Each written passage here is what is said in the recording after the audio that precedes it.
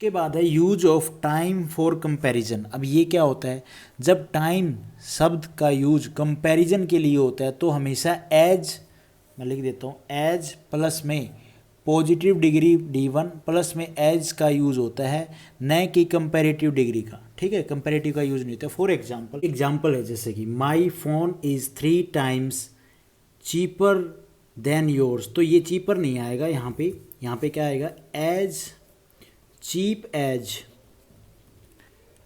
Yours, as cheap as yours, ये than भी नहीं आएगा। उसके बाद ये example, her income is many times higher than नहीं आएगा, यहाँ पे पॉजिटिव डिग्री बनेगी तो हाई एज हर हस्बैंड।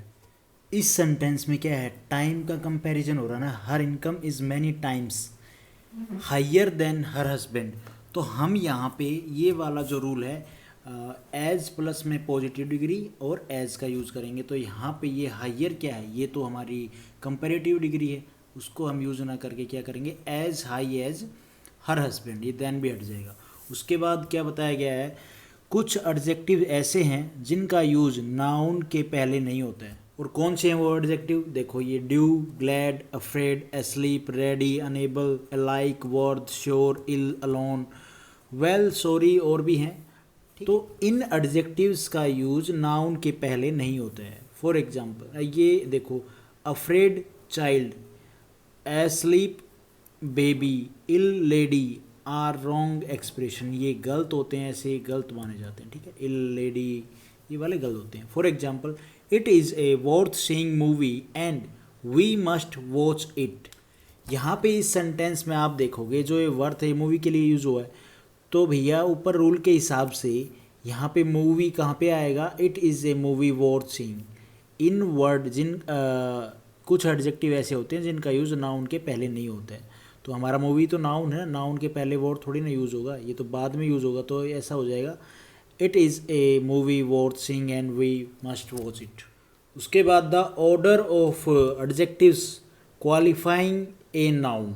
अब ये कौन सा ऑर्डर है जो एडजेक्टिव क्वालिफाई करते हैं एक नाउन को, opinion, size, age, shape, colour, origin, nationality, material और पर्पस और नाउन। ओके, अब इन चीज़ों का मतलब क्या है, रिलेशन क्या है, ये ऑर्डर है ऑफ एडजेक्टिव जितने भी हैं, साइज में, इन सब में आते हैं ना भाई, कलर में, कोई ओपिनियन में, साइज में, एज में, वो जो एडजेक्टिव्स हैं उनको वो क्वालिफाइंग ए नाउन, नाउन को कैसे क्वालिफाई करेंगे, एक ऑर्डर में। कैसे, एक एग्जांपल देखते हैं, एग्जांपल से क्लियर होगा, वैसे तो ये समझ में नहीं आएगा। इसको जो मेरे टीचर थे वो और भी अच्छे से बताते थे, बट अभी यहाँ पे मैं बुक से ही कर रहा हूँ तो थोड़ा सा क्लेरिफाई करने में या टाइम तो लगेगा चीज़ें सीखने में। For example, a pair of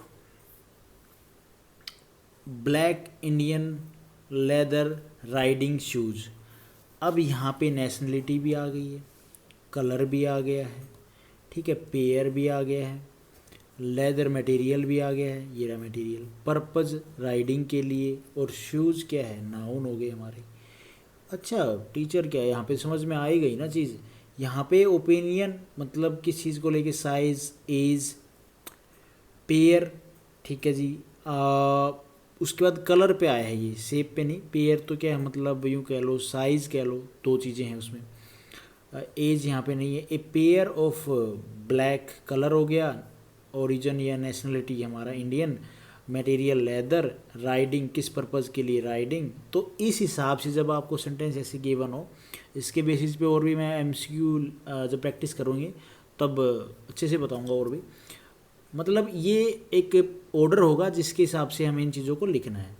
a large glass, ये नाउन यहाँ पे रूम होगा यार, ए लार्ज ग्लास रूम, ये हमारा नाउन हो गया, ये मटेरियल हो गया, ये हमारा साइज हो गया। तो मतलब ऑर्डर के हिसाब से हम सेंटेंस में जो भी चीज़ें पूछी जाएंगी वो ऑर्डर के हिसाब से लिखेंगे। ओपिनियन क्या होता है, opinion is what we think of something. भाई किसी चीज़ के प्रति हमारा ये ओपिनियन है, किसी पर्सन के प्रति हमारा ये ओपिनियन है। फैक्ट क्या होता है, is what defining true about something. भाई फैक्ट क्या है, यूनिवर्सल चीज़ों के लिए फैक्ट होता है ना, कि भाई ये फैक्ट है, हम बोलते हैं कि इस चीज़ के लिए ये फैक्ट है, पानी ऐसा है कलर का, ये फैक्ट है। आसमान या धरती, जो भी कोई चीज़ सॉलिड है, स्टोन है, भाई ये फैक्ट है, तो हम उसके साथ में उन चीज़ों को हम क्या बोलते हैं, वो डिफाइनिंग होती है, उनका सच बताती हैं, फैक्ट होता है वो। ओपिनियन क्या होता है, हम किसी चीज़ के बारे में कोई भी बात अपनी सोचते हैं, भाई we think about something, think of something. उसके बाद देखो size, age, shape, colour, origin, ये मैंने आपको बताया। मटेरियल, पर्पज़ एक फैक्ट है, और हमेशा पहले ओपिनियन का यूज़ होता है, यहाँ पे ओपिनियन आएगा जो मैंने ऊपर आपको बताया ये। और बाद में फैक्ट आता है। पहले ओपिनियन कोई भी होगा वो ओपिनियन आएगा, उसके बाद जो ट्रू चीज़ है वो आएगी। An Indian boring movie. अब यहाँ पे आप देखो कोई चीज़ सेंस भी थोड़ी सी मेरे को नहीं बनी सेंटेंस में। एन इंडियन बोरिंग मूवी, ये क्या है? ए बोरिंग इंडियन मूवी, ये तो बात समझ में आती है। अब एन इंडियन ये क्या है? ये तो भैया फैक्ट है, आप इंडियन कंट्री, ठीक है। बोरिंग मूवी, भाई ये तो ओपिनियन हो गया ना, अच्छी है, बोरिंग है, कैसी है, एंटरटेनमेंट है, तो वो तो भाई आपका ओपिनियन हो गया। तो इसने बताया कि भाई ओपिनियन पहले आएगा और फैक्ट बाद में आएगा, इन चीज़ों के हिसाब से। तो नेशनल बोरिंग क्या है? बोरिंग तो भैया एक फीलिंग होगी ना, ओपिनियन हो गया ना ये किसी चीज़ को लेके, तो ओपिनियन हो गया तो भैया स्टार्टिंग में आएगा। तो इसने बोला ही है कि पहले ओपिनियन आता है, उसके बाद फैक्ट आता है। इंडियन मूवी, अब वो कोई मूवी होगी, वो इंडियन ओरिजिन है, तो वो नेशनलिटी शो कर रही है उसकी, तो वो क्या है? फैक्ट है उसका, तो वो बाद में आएगी। तो ये बन जाएगा a boring Indian movie. Use of much and many. अब यहाँ पे क्या है? मच का यूज अनकाउंटेबल नाउन की क्वांटिटी को बोध कराता है, ओके। और मैनी का यूज काउंटेबल नाउन की नंबर्स का बोध कराता है, ओके जी। मच अनकाउंटेबल के लिए यूज करते हैं, और जो मैनी है वो काउंटेबल के लिए। I had so many friends, बिल्कुल ठीक है। I have so much work, बिल्कुल ठीक है। अब रूल के हिसाब से बताऊं तो फ्रेंड्स काउंटेबल हैं, वर्क काउंटेबल है क्या? नहीं, वर्क काउंटेबल नहीं है, तो अनकाउंटेबल के लिए हम क्या यूज़ करते हैं? मच। रूल के हिसाब से यही चीज़ें भाई। मच इसके लिए यूज़ होता है क्वांटिटी शो करने के लिए, भाई मच बहुत सारा वर्क है, अब कितना है गिन थोड़ी नहीं सकते हो, ज़्यादा कम क्वांटिटी बता रहा है ना। उसके बाद क्या है? नोट बताया गया है, मैनी के बाद आने वाला काउंटेबल नाउन, मैनी के बाद आने वाला काउंटेबल नाउन हमेशा प्लूरल फॉर्म में ही होना चाहिए। अब खे मैनी गर्ल, ये गलत होगा, इस सिंगल पर्सन नहीं, मैनी गर्ल्स ये ठीक होगा।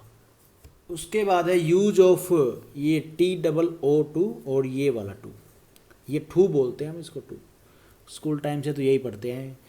टू का यूज़ एडवर्ब्स के रूप में होता है, ओके। इसके बाद पॉजिटिव डिग्री का यूज़ होता है, और फिर टू प्लस वर्ब का, okay. For example, I am too stronger to lift this weight. तो ये सेंटेंस हमारा क्या है? ये सेंटेंस सही है? नहीं, ये सेंटेंस गलत है। इसमें क्या आएगा? I am too strong, positive degree, ये तो कंपैरेटिव डिग्री डाल रखी ना, स्ट्रोंग।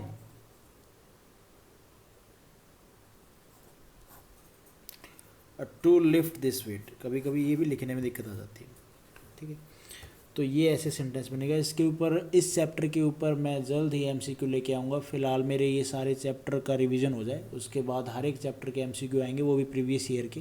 तो आपके जो भी डाउट हैं वो क्लियर हो जाएंगे अगर कोई वीडियो देखता है तो, नहीं तो मेरे लिए तो है ही benefit. Thank you for watching this video. Video आपको ठीक लगी तो लाइक करना, चैनल पर नए हो तो भाई सब्सक्राइब करना।